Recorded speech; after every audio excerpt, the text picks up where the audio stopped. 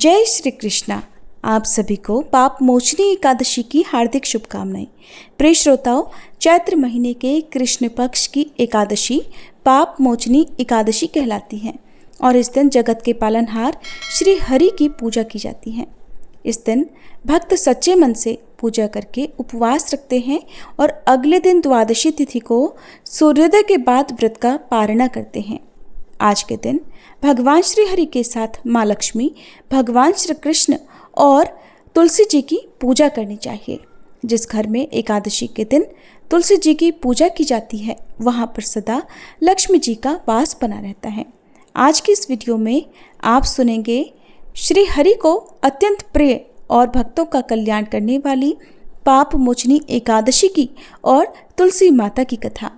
प्रारंभ करने से पहले आप सभी श्रोताओं से अनुरोध है, हमारे चैनल को सब्सक्राइब करके बेल आइकन जरूर प्रेस कर लीजिएगा ताकि इसी तरह की पौराणिक कथाएं आप हमारे चैनल पर लगातार सुन सकें। एक समय एक परिवार में ननद और भाभी साथ साथ रहा करती थी। ननद का विवाह अभी नहीं हुआ था। वह तुलसी जी के पौधे की बहुत सेवा करती थी, नियम से तुलसी को सींचती और दीपक जलाती थी। लेकिन उसकी भाभी को ये सारी बातें बिल्कुल भी पसंद नहीं थी। जब कभी उसकी भाभी को बहुत ज्यादा गुस्सा आता तब वह अपनी ननद को ताना देते हुए कहती कि जब तुम्हारा विवाह होगा तो मैं इस तुलसी को ही बारातियों को खाने को दूंगी और तुम्हारे दहेज में भी तुलसी ही दूंगी। तुम जब देखो तुलसी की ही सेवा करती रहती हो। कुछ समय बीत जाने पर ननद का विवाह तय हो गया। विवाह के दिन भाभी ने अपने कहे अनुसार बारातियों के सामने तुलसी का वह गमला फोड़ दिया जिसकी सेवा उसकी ननद किया करती थी और तुलसी के पत्ते खाने के लिए कहा। तुलसी जी की कृपा से वह फूटा हुआ गमला कई सारे स्वादिष्ट पकवानों में बदल गया। भाभी ने गहनों के नाम पर तुलसी की मंजरी से बने हुए गहने अपनी ननद को पहना दिए। देखते ही देखते तुलसी जी की मंजरी से बने वो गहने भी सुंदर सोने जवाहरात में बदल गए। इतना ही नहीं, भाभी ने मारे क्रोध के वस्त्रों के स्थान पर तुलसी का जनेऊ रख दिया और वह भी रेशमी और सुंदर वस्त्रों में बदल गया। अब जब ननद अपनी ससुराल में पहुंची तो ससुराल में तो उसके दहेज की बहुत प्रशंसा हुई। ये बात भाभी के कानों तक भी पहुंची। उसे बहुत आश्चर्य हुआ। उसने सोचा कि उसने तो ननद के गहने, कपड़े और जनेऊ तक तुलसी जी के ही रखे थे, तुलसी की मंजरी रखी थी। ये सब जानकर भाभी को बहुत आश्चर्य हुआ। अब उसे तुलसी की पूजा का महत्व समझ में आ गया। उस भाभी की भी एक लड़की थी। वह तब अपनी बेटी से कहने लगी कि बेटी, तुम भी तुलसी की सेवा किया करो, तुम्हें भी तुम्हारी बुआ की तरह फल मिलेगा। वह जबरदस्ती अपनी बेटी से तुलसी की सेवा करने को कहा करती, लेकिन लड़की का मन तो तुलसी की सेवा में लगता ही नहीं था। धीरे धीरे समय बीता। भाभी की लड़की बड़ी हो गई। अब उसके विवाह का समय आ गया। तब भाभी सोचने लगी कि जैसा व्यवहार मैंने अपनी ननद के साथ किया था वैसे ही अब मैं अपनी बेटी के साथ भी करूंगी तो ये भी गहनों से लद जाएगी और बारातियों को भी खाने में तरह तरह के पकवान मिलेंगे और ससुराल में भी इसे बहुत मान सम्मान मिलेगा। यही सोचकर भाभी बारातियों के सामने तुलसी का गमला फोड़ देती है, लेकिन इस बार गमले की मिट्टी मिट्टी ही रहती है। मंजरी और पत्ते भी अपने ही रूप में रहते हैं। जनेऊ ने भी अपना रूप नहीं बदला। और जब भाभी ने सभी बारातियों को खाने में तुलसी के पत्ते दिए तो ये देखकर सभी लोग और बाराती भी भाभी की बुराई करने लगे। भाभी ने लालच में आकर अपनी बेटी के दहेज में भी तुलसी के पत्ते और मंजरी आदि रख दिए थे। जब बेटी अपनी ससुराल पहुंची तो वहां पर भी उसकी बुराई ही हुई। भाभी गुस्से के मारे कभी भी अपनी ननद को नहीं बुलाती थी। एक दिन भाई ने सोचा कि मेरी पत्नी तो मेरी बहन को बुलाती नहीं है, क्यों ना मैं ही अपनी बहन से मिलकर आऊं।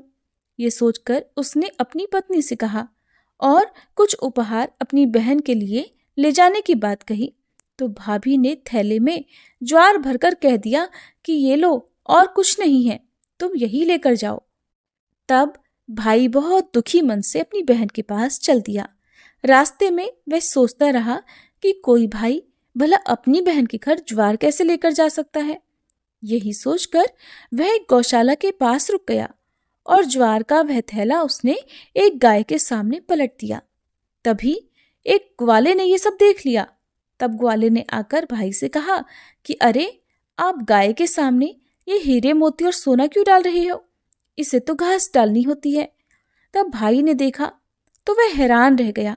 फिर भाई ने ग्वाले को सारी बात बताई और धन लेकर खुशी खुशी अपनी बहन के घर चल दिया। दोनों भाई बहन एक दूसरे को देखकर बहुत प्रसन्न हो गए।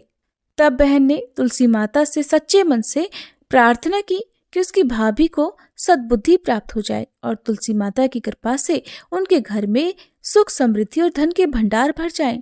तब कुछ दिनों के बाद देखते ही देखते भाभी का मन बदल गया और वह अपनी ननद को बहुत मान सम्मान देने लगी और अब वह भी सच्चे मन से तुलसी जी की सेवा करने लगी। तुलसी माता की कृपा से उनके घर में सुख समृद्धि के भंडार भर गए। उनके घर में अब कलह क्लेश नहीं होता था और सभी सुख से रहने लगे। प्रेम से बोलिए तुलसी माता की जय। अब सुनिए पाप मोचनी एकादशी की कथा। एक बार युधिष्ठिर महाराज ने भगवान श्री कृष्ण से पूछा, हे माधव, फाल्गुन शुक्ल पक्ष की आमलकी एकादशी का महात्म्य मैंने सुना। अब चैत्र कृष्ण पक्ष की एकादशी का क्या नाम है, ये बताने की कृपा कीजिए। तब भगवान श्री कृष्ण बोले, हे राजन, सुनो, मैं इस विषय में एक पाप नाशक उपाख्यान का वर्णन करूंगा, जिसे चक्रवर्ती नरेश मांधाता के पूछने पर एक समय महर्षि लोमश ने कहा था। तुम भी इसे ध्यानपूर्वक सुनो। राजा मांधाता बोले, भगवान, मैं लोगों के हित की इच्छा से ये सुनना चाहता हूँ कि चैत्र मास के कृष्ण पक्ष में किस नाम की एकादशी होती है, उसकी क्या विधि है और उससे किस फल की प्राप्ति होती है। कृपया ये सब बातें मुझे बताइए। तब लोमश ऋषि कहने लगे, हे राजन, पूर्व समय की बात है। अप्सराओं से सेवित चैत्ररथ नामक वन में, जहाँ गंधर्वों की कन्याएं अपने किंकरों के साथ बाजे बजाती हुई विहार करती हैं, मंजू घोषा नाम की एक अप्सरा मुनिवर मेधावी को मोहित करने के लिए गई।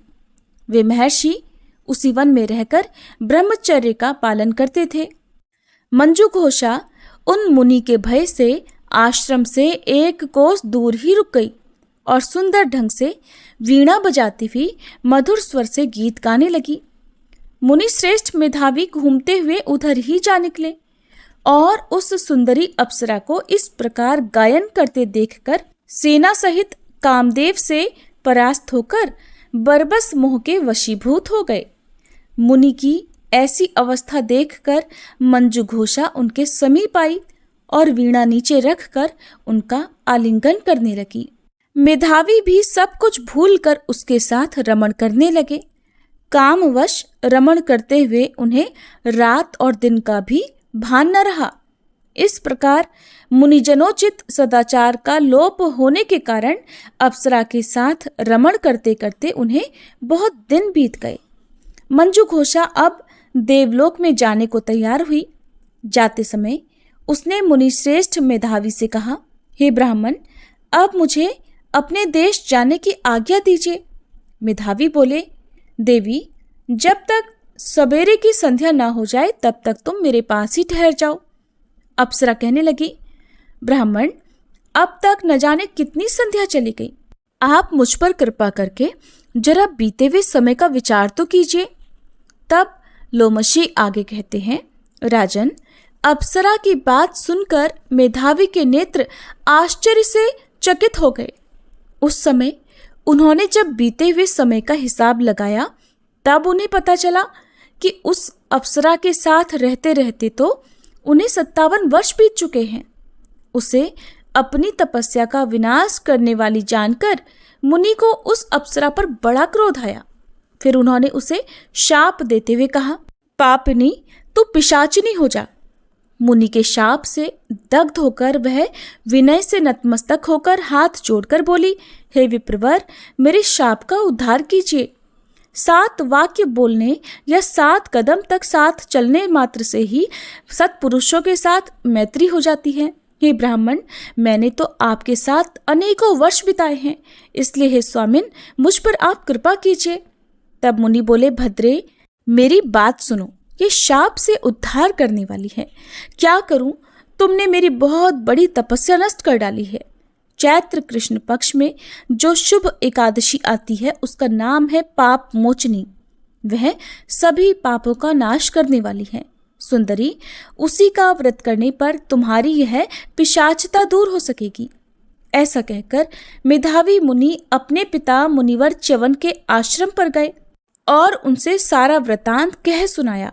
उन्हें आया देखकर च्यवन मुनि ने उनसे पूछा, बेटा, ये तुमने क्या किया? तुमने तो अपने समस्त पुण्यों का नाश कर डाला। मेधावी बोले, पिताजी, मैंने अप्सरा के साथ रमण करने का पातक किया है। आप कृपा करके कोई ऐसा प्रायश्चित बताइए जिससे इस पाप का नाश हो सके। तब च्यवन मुनि ने कहा, पुत्र, चैत्र कृष्ण पक्ष में जो पाप मोचनी एकादशी होती है उसका व्रत करने पर पाप राशि का विनाश हो जाएगा। पिता का यह कथन सुनकर फिर मेधावी मुनि ने उस व्रत का अनुष्ठान किया, जिससे उनका समस्त पाप नष्ट हो गया और वे पुनः तपस्या से परिपूर्ण हो गए। इसी प्रकार मंजुघोषा ने भी इस उत्तम व्रत का पालन किया। पाप मोचनी का व्रत करने के कारण वह पिशाच योनि से मुक्त हो गई और दिव्य रूप धारिणी श्रेष्ठ अप्सरा होकर स्वर्ग लोक को चली गई। तब लोमश ऋषि ने राजा मांधाता से कहा, राजन, जो श्रेष्ठ मनुष्य पाप मोचनी एकादशी का व्रत करते हैं उनका सारा पाप नष्ट हो जाता है। इसको पढ़ने और सुनने से सहस्त्र गोदान का फल मिलता है। ब्रह्महत्या, स्वर्ण की चोरी, सुरापान और गुरुपत्नी गमन करने वाले महापातकी भी इस व्रत के करने मात्र से पाप मुक्त हो जाते हैं। यह व्रत बहुत ही पुण्यमय है। इस प्रकार धनराज युधिष्ठिर को पाप मोचनी एकादशी व्रत का महात्म्य सुनाकर भगवान श्री कृष्ण मौन हो गए। तब धर्मराज ने भी भगवान के बताए विधानानुसार इस व्रत का पालन किया। सभी प्रेम से बोलिए, श्री लक्ष्मी नारायण भगवान की जय, श्री कृष्ण भगवान की जय। ये थी आज की वीडियो। अगर आपको पसंद आई हो तो वीडियो को लाइक करना मत भूलिएगा।